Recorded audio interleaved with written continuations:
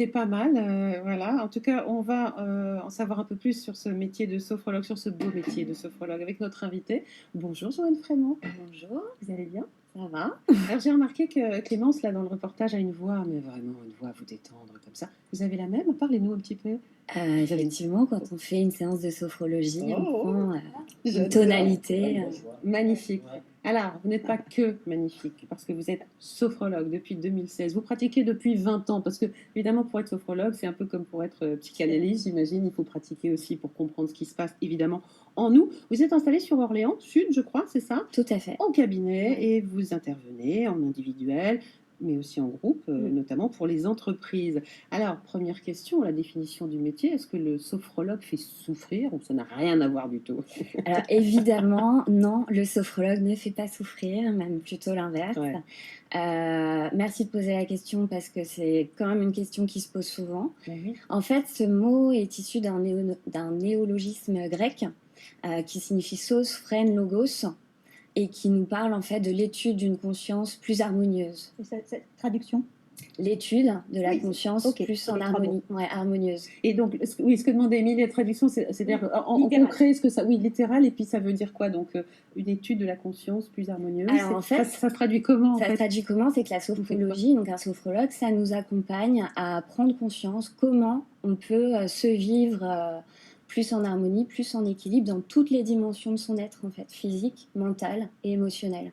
À la fois en accueillant ses faiblesses sans les juger, et puis surtout en découvrant, en renforçant, en activant toutes les capacités, toutes les ressources positives qu'on a en soi pour une vie plus simple, plus facile et plus en harmonie avec nos vraies valeurs. Alors justement, quelle méthode vous utilisez pour arriver à ce qu'on reconnecte le corps, l'esprit, les émotions? C'est quoi? Vous avez des prises, des doubles prises, On des démonte trilles, tout, des... un kit et on remonte. C'est un peu ça, ouais.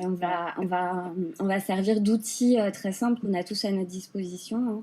La respiration, prendre conscience de sa respiration, Oui. les différentes techniques respiratoires. Pas facile avec les masques Non. en ce moment, la respiration. Est-ce que Non. vous encouragez les gens à respirer plus ou à se faire des petits sets de À respiration? prendre des temps tout à fait ça, hein. de respiration consciente et plus complète en fait, pour pouvoir vraiment bien vidanger tout l'air Exactement. qu'on a Ouais, tendance l'air un peu à vicié garder. Ouais. qu'on garde, effectivement.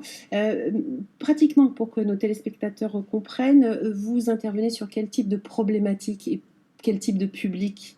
Alors, auprès de tout public, sachant qu'il y a des sophrologues qui se spécialisent voilà, auprès de publics Oui, oui, c'est spécifiques. ça, comme les enfants, Mais on peut j'imagine. recevoir voilà, des enfants jusqu'à tout âge adulte.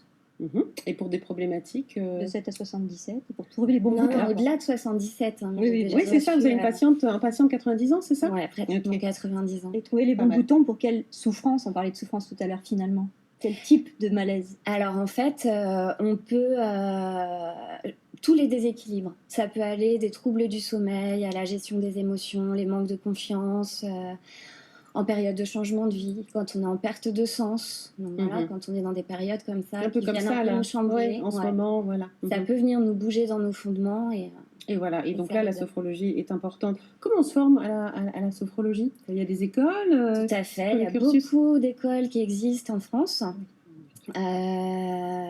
Donc, l'idée, c'est de bien se renseigner sur depuis combien de temps elles existent, etc. Et notamment d'aller vérifier que les formations ont au minimum 400 heures de théorie pratique et qu'elles sont étalées sur une durée Oui, c'est ça. rationnelle, en fait. Hein, voilà, parce Oui. que c'est quelque chose qui s'intègre, qui se vit, la sophrologie. Il nous reste quelques secondes, Macla, ouais. Si une personne souhaite se diriger vers ce métier de la sophrologie, quelles qualités sont requises? Qu'est-ce qu'elle doit avoir en elle pour être le meilleur possible? Je pense qu'il faut aimer les gens. C'est bon pour moi. Être dans la bienveillance, l'écoute active, savoir s'adapter. Et puis surtout avoir pratiqué, avoir travaillé sur soi. C'est ça, comme vous l'avez fait, vous, pendant 20 ans, bien évidemment. Si on veut contacter Joanne, qui se trouve du côté d'Orléans Sud, mais on peut le faire sur son site internet www.joannefrémont.com, c'est ça? Tout à fait. Bon, ben voilà, merci beaucoup, Joanne, Merci à vous. d'être venue nous voir et merci pour cette sérénité dans la voix, ça Bonne fait énergie plaisir. en plateau.